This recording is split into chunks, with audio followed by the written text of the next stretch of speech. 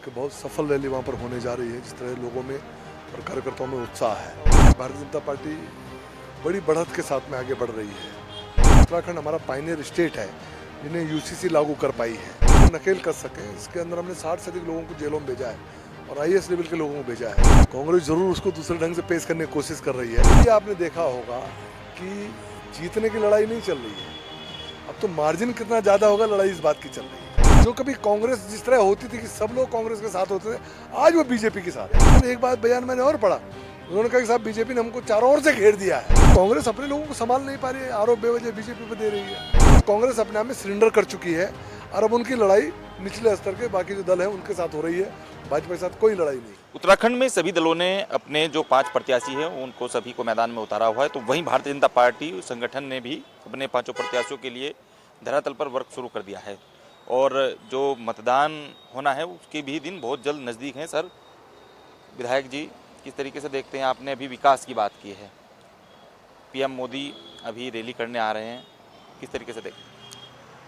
देखिए, कल आईडीपीएल ऋषिकेश में माननीय प्रधानमंत्री जी की रैली है, सब लोग उसकी तैयारियों में हैं और मैं समझता हूँ एक बहुत सफल रैली वहाँ पर होने जा रही है। जिस तरह लोगों में और कार्यकर्ताओं में उत्साह है, चुनाव चल रहा है और मैं देख रहा हूँ कि भारतीय जनता पार्टी बड़ी बढ़त के साथ में आगे बढ़ रही है, क्योंकि हमारे पास केंद्र सरकार के 10 साल का जो कार्यकाल है वो उपलब्धियों भरा है। प्रदेश सरकार का भी 7 साल का हमारा उपलब्धियों भरा कार्यकाल हमारे पास है और जो हमारे प्रत्याशी हैं वो तुलना में बहुत बेहतर हैं, उनकी अपनी भी उपलब्धियां उसमें जुड़ी हुई हैं। इन सब चीज़ों को जोड़कर जब मैं देखता हूं तो मुझे लगता है कि हम लोग बड़े मतों के अंतर से इन चुनावों को जीतने जा रहे हैं। आप भारतीय जनता पार्टी के और सरकार के कद्दावर नेता हैं, किस तरीके से देखते हैं? 2 साल का कार्यकाल आप लोगों का पूरा हुआ है, सरकार कह रही है कि 2 साल बेमिसाल, चाहे यूसीसी हो, महिलाओं को 30% के आरक्षण की बात हो या फिर समिट की बात हो, कई ऐसे कार्य आप लोगों ने किए हैं। क्या ये सारे मुद्दे, ये सारी योजनाएं धरातल पर 5 लोकसभा में काम करेंगी? निश्चित तौर पर देखिए, जैसे आपने यूसीसी की बात की, ये बहुत पुराना जनसंघ के ज़माने से भारतीय जनता पार्टी का एक विषय रहा है और मुझे खुशी इस बात की कि उत्तराखंड हमारा पायनियर स्टेट है जिन्हें यूसीसी लागू कर पाई है, तो और पूरे देश के अंदर उसकी चर्चा है, तो अपने आप में एक बड़ी बात है और इससे लोगों पर भी इसका एक सकारात्मक प्रभाव गया है। क्योंकि हमने चुनाव से पहले लोगों को वादा किया था कि हम अगर सरकार में आएंगे तो यूसीसी लागू करेंगे, हम वो कर पाए हैं। दूसरा, हमने एक नकल पर एक विधेयक लाए हैं जिसको बहुत एक हार्ड हमने कानून बनाया, बड़ा कठोर कानून बनाया है, ताकि जो नकल का एक षड्यंत्र पूरे प्रदेश में चला, पूरे देश के अंदर ही है, तो उसको नकेल कर सकें। इसके अंदर हमने 60 से अधिक लोगों को जेलों में भेजा है और आईएएस लेवल के लोगों को भेजा है, तो वो भी एक बड़ा मुद्दा हमारा रहा है। धर्मांतरण कानून हम लाए हैं, जो कई बार पहाड़ों में छुटपुट घटनाएं होती थी कि अपना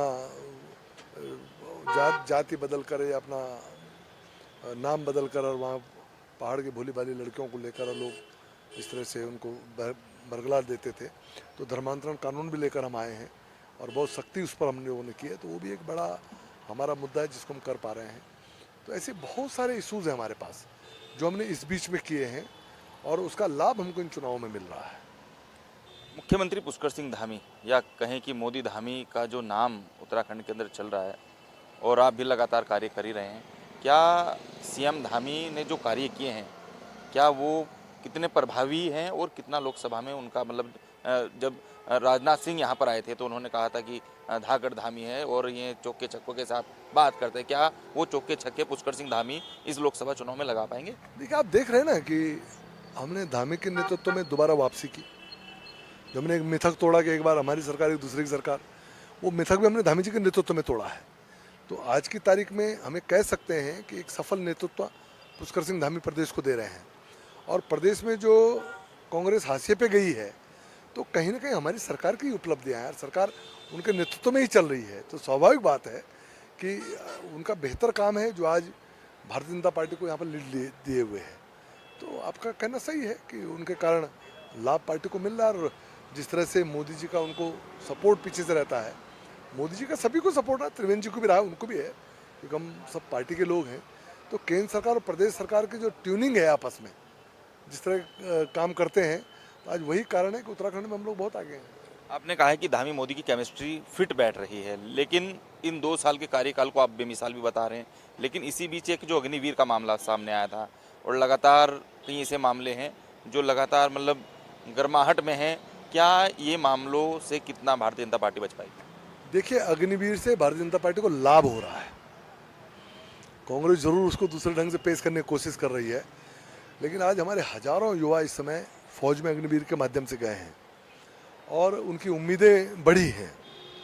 जो पहाड़ का जो मानस है, हम मार्शल रेस हैं और हम देशभक्त लोग हैं, तो देश के लिए कुछ भी करना पड़े, किसी भी सीमा तक जाना पड़े, हम लोग जाते हैं। तो अग्निवीर के माध्यम से हमारे नौजवानों में जो जज्बा है राष्ट्रभक्ति का, उसको एक अवसर मिला है। और आपने देखा, जब अग्निवीर की भर्ती होती है तो संभालने मुश्किल हो जाते हैं। तो अग्निवीर को मैं एक सकारात्मक रूप से देखता हूँ कि प्रदेश का युवा भारतीय जनता पार्टी के साथ जुड़ा है, कि अग्निवीर के रूप में हमने उनको अवसर दिया है राष्ट्रभक्ति के लिए आगे आने के लिए। सर, पूर्व मुख्यमंत्री त्रिवेंद्र सिंह रावत हरिद्वार लोकसभा से चुनाव लड़ रहे हैं, आपकी कॉन्स्टिट्यूंसी उनके क्षेत्र में आता है। क्या देखते हैं कि क्या त्रिवेंद्र सिंह रावत के लिए लड़ाई कितनी बड़ी है, क्योंकि सामने बीरेंद्र सिंह रावत हैं और निर्दलीय उमेश कुमार है। आपको तो सारी कहानी का पता है, लेकिन जिस तरीके से भारतीय जनता पार्टी पूरी जोर आजमाइश हरिद्वार पर लगा रहे, हॉट सीट हरिद्वार बना दी गई है, किस तरीके से देखें? हरिद्वार हॉट सीट इसलिए बनी है कि हमारे बड़े नेता वहाँ चुनाव लड़ रहे हैं, जो पूर्व मुख्यमंत्री रहे हैं। लेकिन ये भी आपने देखा होगा कि जीतने की लड़ाई नहीं चल रही है। अब तो मार्जिन कितना ज़्यादा होगा, लड़ाई इस बात की चल रही है। बाकी चाहे वो कांग्रेस हो, बसपा हो या बाकी के प्रत्याशी हो, 2, 3, 4 के लिए लड़ाई लड़ रहे हैं। और आपने अगर सोशल मीडिया पे या मीडिया में अगर बयानबाजियाँ भी देखी होंगी, तो दूसरे तीसरे नंबर की लड़ाई के लिए बयानबाजियाँ हो रही, लड़ाई चल रही है।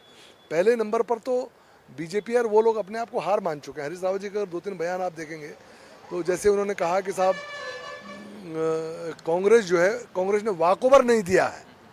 वॉकओवर नहीं दिया मतलब लड़ तो रही है लेकिन वॉकओवर नहीं दिया, मतलब जीत नहीं रही है, ये नहीं कहा उन्होंने, वॉकओवर नहीं दिया।